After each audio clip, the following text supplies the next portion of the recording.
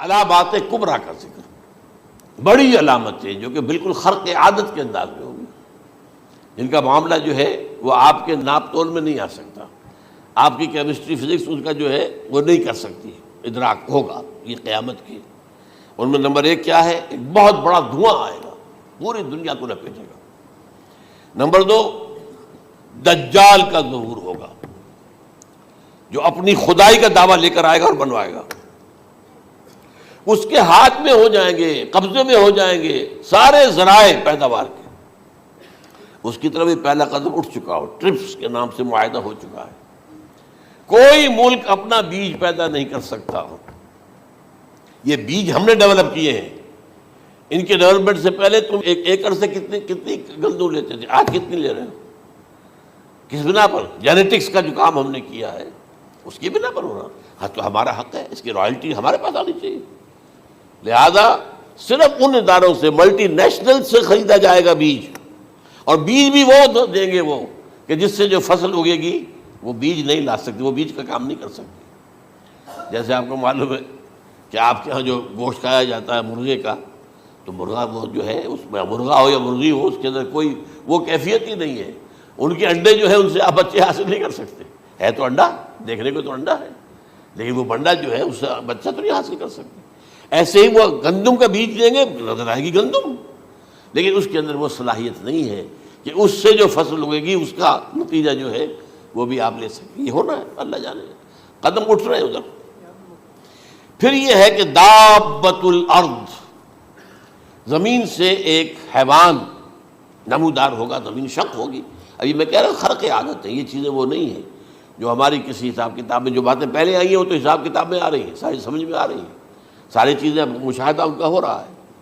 لیکن یہ ہے کہ دابۃ الارض، یہ کہتے ہیں کہ کوہ صفا، اس میں تو نہیں ہے حدیث میں، کوہ صفا پھٹے گا اور اس میں سے ایک حیوان دابہ وہ ظاہر ہوگا، تو اسی لیے فرمایا ہے وَإِذَا وَقَعَ الْقَوْلُ عَلَيْهِمْ أَخْرَجْنَا لَهُمْ دَابَّةً مِّنَ الْأَرْضِ تُكَلِّمُهُمْ، تو ہم اندر سے پیٹ کے چیر کر زمین کے پیٹ کو ایک حیوان کو برآمد کریں گے جو انسانوں سے بات کرے گا، گفتگو کرے گا۔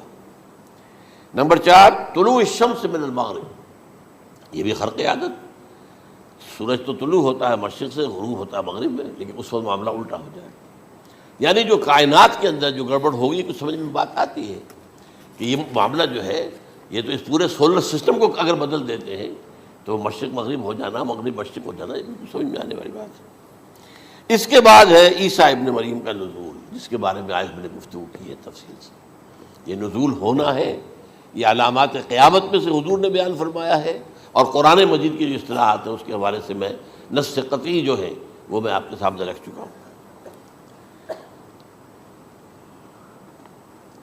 پھر یاجوج ماجوج کا ایک معاملہ ہے، یہ میں ابھی اس وقت زیادہ اس پر بات نہیں کر سکتا۔ حضرت عیسیٰ علیہ السلام کے نزول کے بعد دو کام ہوں گے، یہودیوں کا قلع قمع ختم، تمام یہود، ایک کام تو یہ ہونا ہے، اور نمبر 2 عیسائیت کا ختم ہو جانا۔ عیسائیت کی نفی کر دیں گے، بھائی تم مجھے خدا کا بیٹا بنائے بیٹھے ہو، میں تم خدا کا بیٹا نہیں ہوں، میں تو اس کا بندہ ہوں، رسول ہوں، میں نے تم سے کب کہا تھا کہ مجھے خدا کا بیٹا بناؤ۔ نمبر 2 یہ کہ وہ خنزیر کو قتل کر دیں گے، یعنی یہ تم نے خنزیر کب سے کھانا شروع کر دیا؟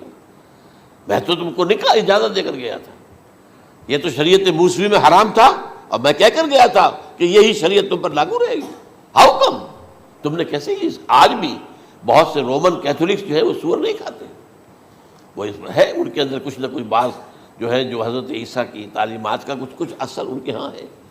میں تو ایک مرتبہ، یہ 1971 کی بات ہے، 4-5 دن کے لیے برسلز میں رکا تھا، اس لیے کہ وہاں مجھے ایک صاحب نے خط لکھا تھا کہ وہاں ایک نوجوان ہے، ابھی اس ایمان لایا ہے، اور اس کے کچھ مسائل ہیں، ہم کوشش کر رہے ہیں ان کے مسائل حل کریں، آپ بھی جا رہے ہیں۔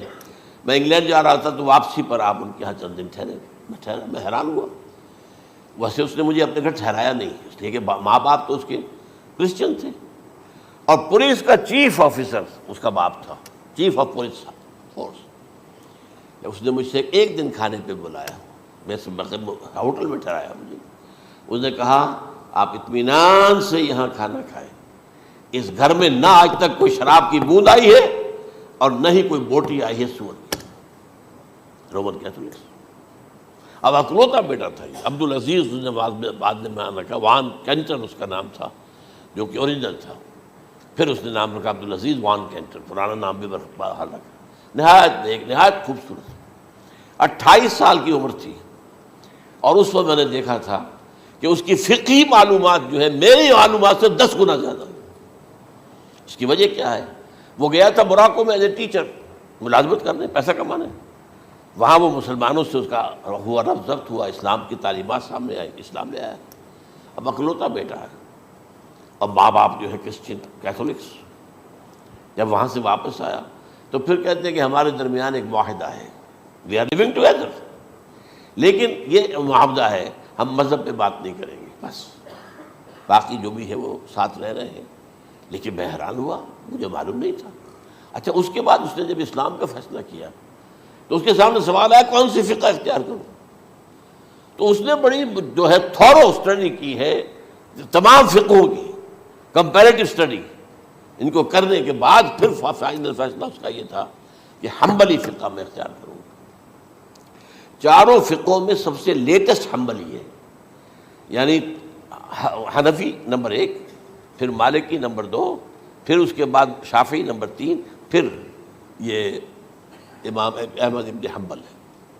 اور امام احمد ابن حنبل کے زمانے تک احادیث بہت بڑے پیمانے پر جمع ہو چکی تھی، جبکہ ابھی حضرت امام ابو حنیفہ کے زمانے میں کوئی اتنا زیادہ جو ہے حدیث کا بھی ذخیرہ نہیں بنا تھا.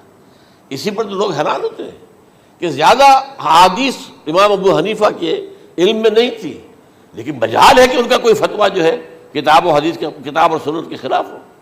اگرچہ انہوں نے صاف کہا کہ اگر تم پاؤ کوئی ایسی سچی حدیث، پختہ حدیث جو میری کسی رائے کے خلاف ہو تو میری رائے کو دیوار پر دے مارنا اور اس صحیح حدیث کا پیروی کرنا.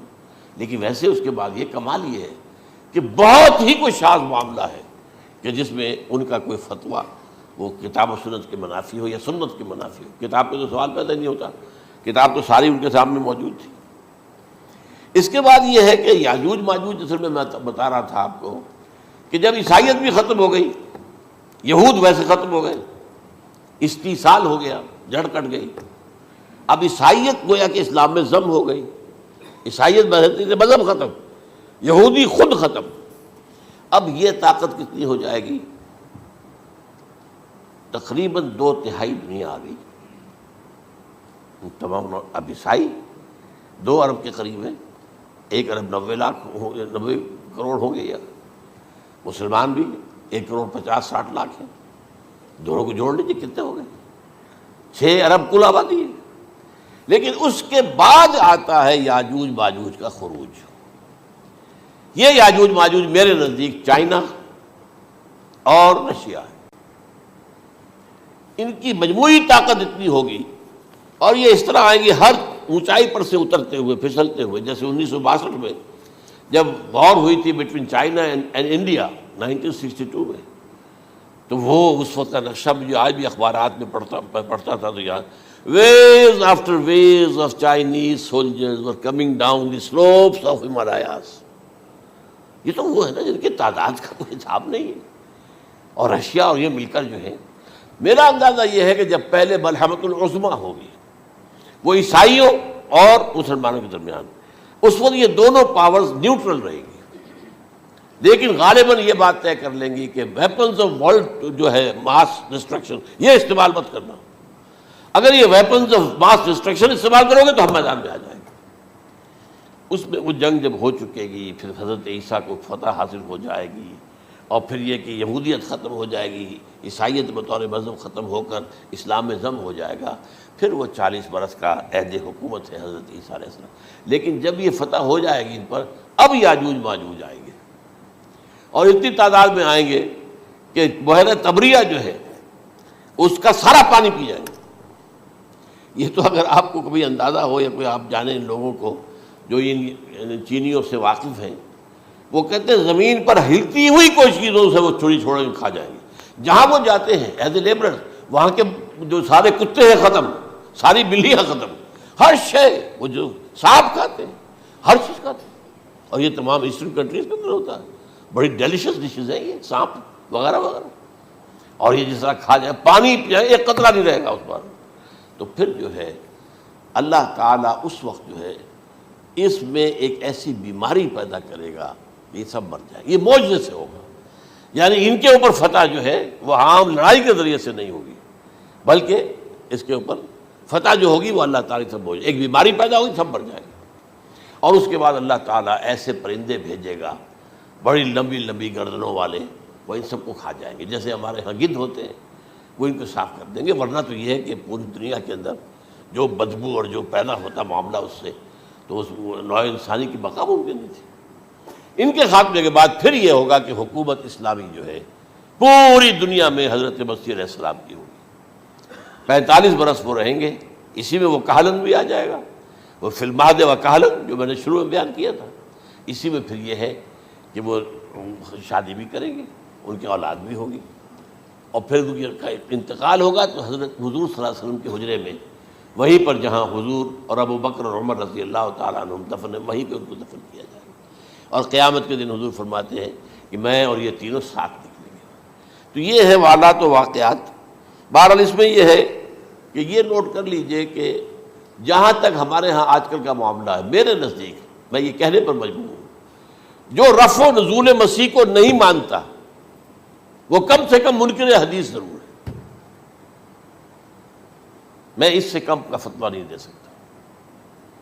اب یہ ہے کہ جو لوگ مہدی کو نہیں مانتے ان کا معاملہ میں مختلف سمجھتا ہوں. چند منٹ لے رہا ہوں آپ کے، اور اس لیے کہ ان کی حدیثیں صحیحین میں نہیں ہیں، بخاری مسلم میں نہیں، اور یہ کہ بہرحال ان کا معاملہ جو ہے وہ ایسا نہیں ہے حضرت عیسیٰ کا. حضرت عیسیٰ کے آنے کا جو کچھ ہوگا وہ تو میں نے آپ کے سامنے بیان کر دیا. لیکن یہ ہے کہ حضرت مہدی ہمارے نزدیک اس میں خرق عادت کوئی ہے ہی نہیں. جیسے ہر صدی کے مجدد ہوتے ہیں، آخری صدی کے مجدد وہ ہوں گے، اور میرے نزدیک یہی آخری صدی ہے، اور اسی میں حضرت مہدی کا ظہور ہو جانا. سعودی عرب میں کوئی خانہ جنگی ہوگی کسی بادشاہ کے انتقال پر، اور پھر اس وقت یہ ظاہر ہوں گے. اس وقت ملک کے حالات کو سنبھالنے کے لیے لوگ ان کو زبردستی نکالیں گے، چھپے ہوئے ہوں گے ایک گھر میں. یہ حضرت ام سلمہ رضی اللہ تعالی عنہ کی روایت ہے کہ ایک بادشاہ کے انتقال پر یہ خانہ جنگی ہو جائے گی، اور ایک شخص مدینے سے بھاگ کر مکے میں چھپ جائے گا. یہ تو ہے ان کے الفاظ، میں توجیہ کر رہا ہوں. یہ لوگ ان کی طرف دیکھ رہے ہوں گے کہ یہ جو وقت آیا ہے فتنے کا ہماری قوم پر، ہمارے ملک پر، تو ان کی شخصیت ایسی ہے کہ یہ بیچ میں آئیں، صلح صفائی کرائیں، اور وہ جو ہے اس ذمہ داری سے بچ کر بھاگیں گے اور جا کر مکے میں چھپ جائیں گے. پھر لوگ انہیں تلاش کر کے نکالیں گے اور زبردستی ان کے ہاتھ پر بیعت کریں گے، ورنہ وہ اتنے بڑے منصب کو. اور پھر یہ بھی ہے، ایک حدیث میں آتا ہے یصلحو فی لیلۃ واحدہ، ایک رات میں ان کی مکمل اصلاح کر دیں گے. یعنی اگر کوئی تھوڑا بہت نقص اور عیب کوئی ہوا بھی، کوئی کمی کوتاہی ہوئی بھی، تو اللہ تعالیٰ ایک رات میں اصلاح کروا دیں. لیکن ہمارے نزدیک اس قدر کوئی خرق عادت ہے ہی نہیں. البتہ جو کہتے ہیں اہل تشیع، وہ خرق عادت ہے کہ ان کے 12ویں امام جو ہے وہ بچپن ہی کے اندر اس خوف سے کہ جو بنو عباس بادشاہ ہیں وہ ان کو قتل کر دیں گے، تو وہ ایک غار میں چھپا دیے گئے. اب وہ 1200 برس سے اس غار کے اندر چھپے ہوئے، اور اس کے بعد وہ ظاہر ہوگی، وہ امام مہدی ہوں گے. اس میں خرق عادت ہے. لیکن میں یہ کہتا ہوں کہ محض خرق عادت کی بنیاد پر ہم اس کی نفی نہیں کریں گے. کیوں؟ کیا ہم یہ نہیں مانتے کہ اصحاب کہف 300 برس تک سوئے رہے؟ یہ کیا عام بات ہے؟ حضرت عزیر علیہ السلام اللہ نے انہیں موت دی، موت، اور 100 برس کے بعد زندہ کر کے اٹھا لیا. تو خرق عادت حضرت عیسیٰ کو ہم اتنا بڑا خرق عادت مانتے ہیں کہ اٹھا کر آسمان پر، تیسرے آسمان کے اوپر ہیں، موجود ہیں، اب بھی ہیں. شب معراج میں تیسرے آسمان پر حضور کی ملاقات ان سے ہوئی. تو یہ خرق عادت کی بنیاد پر نفی نہیں ہم کرتے. ہو سکتا ہے، لیکن یہ کہ اس کے لیے ہمارے پاس کوئی دلیل نہیں، کوئی احادیث نہیں، کچھ نہیں، اس لیے ہم اس کو نہیں مانتے. البتہ خود وجود جو ہے حضرت مہدی کا وہ کوئی عجیب بات نہیں ہے. وہ تو جیسے پہلے بھی آئے ہیں ہمارے مجددین، ایسے مجدد ہوں گے اور دین کو تازہ کر دیں گے. ایک صحیح اسلامی ریاست جو ہے وہ عرب میں قائم ہو جائے گی دوبارہ. حضور نے فرمایا وہ عدل اور انصاف سے عرب کو اسی طرح بھر دے گا جیسے کہ وہ اس سے پہلے ظلم اور جور اور زیادتیوں کے سے بھری ہوئی ہوگی. تو یہ کام ہوگا، یہ تو مجدد کا کام ہوتا ہی ہے.